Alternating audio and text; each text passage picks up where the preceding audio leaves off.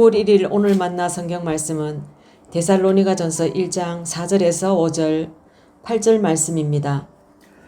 하나님의 사랑을 받은 형제자매 여러분, 우리는 하나님께서 여러분을 택하여 주셨음을 알고 있습니다. 우리는 여러분에게 복음을 말로만 전한 것이 아니라 능력과 성령과 큰 확신으로 전하였습니다. 우리가 여러분 가운데서 여러분을 위하여 어떻게 처신하였는지를 여러분은 알고 있습니다. 주님의 말씀이 여러분으로부터 마케도니아와 아가야에만 울려 퍼진 것이 아니라 하나님을 향한 여러분의 믿음에 대한 소문이 각처에 두루 퍼졌습니다. 그러므로 이것을 두고는 우리가 더 말할 필요가 없습니다. 아멘. 오늘 만나로 만나주시는 하나님을 기대합니다. 오늘부터 저희가 새벽마다 함께 나눌 말씀은 데살로니가 전서입니다. 데살로니가 전서는 사도 바울이 제2차 전도여행 때 세운 데살로니가 교회에 보낸 편지입니다. 사도행전 17장에 보면 바울은 이곳에서 약 3주간 회당에서 복음을 전했고 이로 인해서 많은 사람들이 예수님을 믿게 되었습니다. 하지만 복음 전파로 인해 큰 박해가 일어났고 바울은 급히 이곳을 떠나야만 했습니다. 그 후 바울은 고린도에 머물면서 데살로니가 성도들의 안전과 신앙을 걱정했습니다. 그래서 디모데를 보내 소식을 듣게 되었는데 놀랍게도 그들은 박해 속에서도 믿음을 굳게 지키고 있었습니다. 이 편지는 그 소식을 들은 바울이 데살로니가 교회 성도들을 위한 격려와 감사, 그리고 건강한 신앙 공동체를 위한 당부의 글로 쓴 것이 바로 데살로니가 전서입니다. 1장은 마치 감사 인사로 시작하는 것 같지만 그 안에는 바울이 생각하는 건강한 교회의 본질이 담겨 있습니다. 바울은 데살로니가 교회를 칭찬하며 건강한 교회의 특징 두 가지를 강조합니다. 첫째, 건강한 교회는 말씀을 잘 듣고 내면화하는 교회입니다. 바울은 5절에서 우리 복음이 말로만 너희에게 이른 것이 아니라 능력과 성령과 큰 확신으로 된 것이라고 말합니다. 데살로니가 교회의 성도들은 단순히 귀로만 말씀을 들은 것이 아니라 마음 깊이 말씀을 받아들였습니다. 말씀을 마음 깊이 받아들일 때 나타나는 첫 번째 변화는 신분의 변화입니다. 우리가 예수님을 믿고 복음을 받아들일 때 더 이상 세상의 노예가 아니라 하나님의 자녀라는 새로운 신분을 받게 됩니다. 이것은 단순한 명칭의 변화가 아닙니다. 신분이 바뀌면 우리의 소속이 달라집니다. 이제 우리는 어둠의 나라에 속한 사람이 아니라 빛의 나라에 속한 사람들입니다. 이 사실을 진심으로 붙들 때 우리는 세상 속에서 당당하게 살아갈 수 있습니다. 나는 하나님의 자녀다. 나는 세상의 가치관이 아니라 하나님 나라의 식과 법으로 산다는 이 정체성의 확립이 우리의 삶을 새롭게 만듭니다. 두 번째는 수준의 변화입니다. 신분이 바뀌었으면 삶의 질도 달라져야 합니다. 단순히 나는 구원받았다라는 말로 그치지 않고 그 신분에 걸맞는 성숙한 삶이 드러나야 합니다. 말씀을 내면화한 사람은 생각의 기준이 바뀝니다. 세상은 이익과 성공을 기준으로 움직이지만 우리는 하나님의 뜻을 따라 선택합니다. 대인 관계에서도 내 감정과 기분대로가 아니라 말씀의 가르침을 따라 용서하고 사랑하며 절제합니다. 여러분, 이것은 억지로 흉내내는 도덕적 삶이 아닙니다.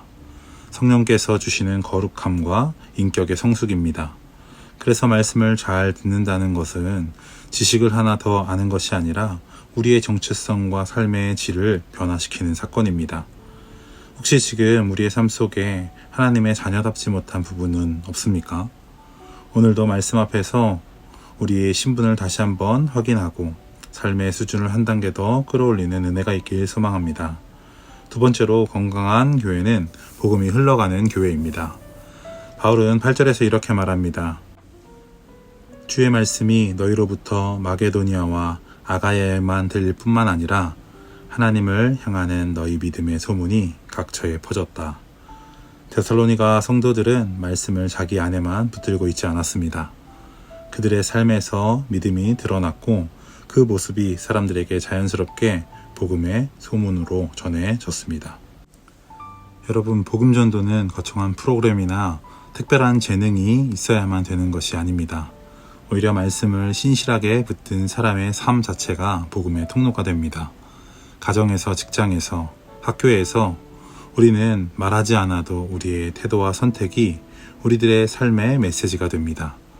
정직하게 살아가는 모습, 손해를 감수하면서도 신앙의 기준을 지키는 모습, 어려움 속에서도 소망을 잃지 않는 모습이 바로 복음의 소문입니다. 오늘날 교회의 위기는 사람들이 교회 안으로 들어오지 않는 데 있지 않습니다. 오히려 교회가 세상 속으로, 복음이 세상 안으로 들어가지 못하는 데 있습니다. 건강한 교회는 규모나 건물로 평가되지 않습니다. 교인 수가 많고 예배당이 크다고 해서 건강한 교회가 아닙니다. 말씀을 깊이 새겨 내면화하여 신분과 수준의 변화가 일어나고 그 변화가 삶으로 드러나 세상 속으로 복음이 흘러갈 때 그 교회가 건강한 교회입니다. 사랑하는 높은 뜻 성도 여러분, 데살로니가전서 1장은 형식적인 인사말이 아니라 바울이 바라본 건강한 교회의 두 가지 본질을 보여줍니다. 결국 건강한 교회란 내부적으로는 말씀으로 깊이 뿌리내리고 외부적으로는 복음을 흘려보내는 교회입니다. 규모나 외형이 아니라 신분과 수준의 변화, 그리고 복음의 확산이 교회의 건강함을 보여주는 증거입니다. 우리 교회와 우리의 삶도 이와 같기를 소망합니다. 말씀 앞에서 우리의 신분을 다시 확인하고 그 신분에 걸맞는 삶의 수준을 살아내며 그 변화된 삶이 세상 속에서 복음의 소문이 되기를 바랍니다. 그리하여 데살로니가 교회처럼 우리 역시 하나님 앞에 칭찬받는 건강한 교회로 세워지길 간절히 기도합니다. 기도하겠습니다. 하나님 아버지, 오늘 말씀을 통해 데살로니가 교회처럼 건강한 교회의 모습을 보게 하시니 감사합니다. 우리도 말씀을 마음 깊이 받아들여 하나님의 자녀로 살아가게 하시고 삶의 수준이 말씀 안에서 새로워지게 하옵소서. 또한 그 변화된 삶이 세상 속에서 복음의 소문이 되게 하시어 우리 교회가 주님의 기쁨이 되는 교회로 세워지게 하옵소서. 예수님의 이름으로 기도합니다. 아멘. 이제 두 가지 기도 제목으로 함께 기도합시다.